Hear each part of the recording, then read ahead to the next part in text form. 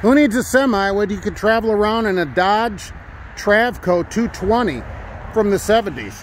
Yeah, who needs that when you can have this? But that's not why we're here on a Sunday, is it? Hello and welcome to Trucking Answers. It's a Sunday rant, and rather than talking about classic Dodge travel trailers, travel RVs, we're going to talk about your buddies at US Express and ours too here. So they are settling yet another lawsuit. What a surprise that is. I'm always surprised to hear that. Not. Well, that's what the kids say. Now, this lawsuit is about their IPO a few years ago when they allegedly made false and or misleading statements to which bumped the price of their initial public offering, their stock up, in a not good way. And then once those statements were brought to light, then the stock price dropped significantly. And so now they're settling, of course, admitting no wrongdoing as these companies do.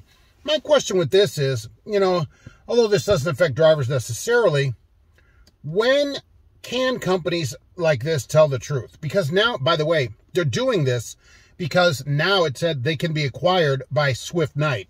So it'll be Swift Night Express or something. I don't know what name they'll change it to. But they had to settle this, get this out of the way.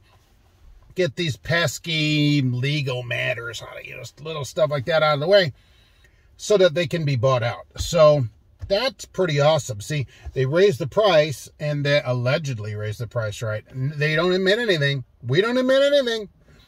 Price goes up, comes down, they can get acquired at a low price. Boom, everybody made money on the IPO, price goes down, get bought, everybody makes money again. Isn't that great? Except they don't admit anything. They didn't do anything wrong.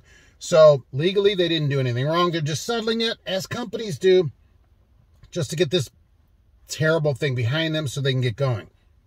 When do they tell the truth? As they say in the People's Court, I wouldn't believe a trucking company if their tongue came notarized. They just cannot tell the truth. Apparently, they can't tell the truth to us. They can't tell the truth to investors, to the SEC. That's what's alleged here in this case. When do they tell the truth? Ever? Would you marry somebody that was running these companies? You're like, crap, they're lying to me all the time. I mean, really, does no one have any scruples at any trucking company where they go, you know what, today I'm going to tell the truth? Wasn't there a movie about that starring Jim Carrey? I think so. That's what should happen at one of these trucking companies. Follow them around for the day and see how that goes. I find it to be ridiculous, but not surprising.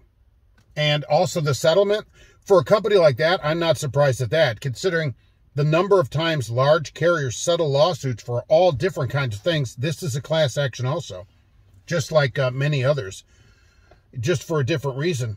I'm just not surprised about it. I'm disappointed. That's what our parents would say, right?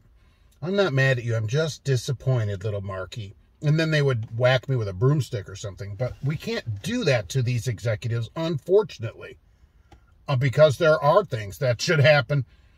And who's going to pay? Nobody really, right? They just write it out of their money. They'll just say, well, whatever. And that's the end of it. And that gets put behind them and nothing has to change. That's always the real problem of these, is that nothing has to change. When they settle it, they don't admit anything. And so then they don't have to do anything. The case is settled. Somebody, in some case, for some company, has to not accept the settlement and say, we're going all the way to get some kind of definitive answer.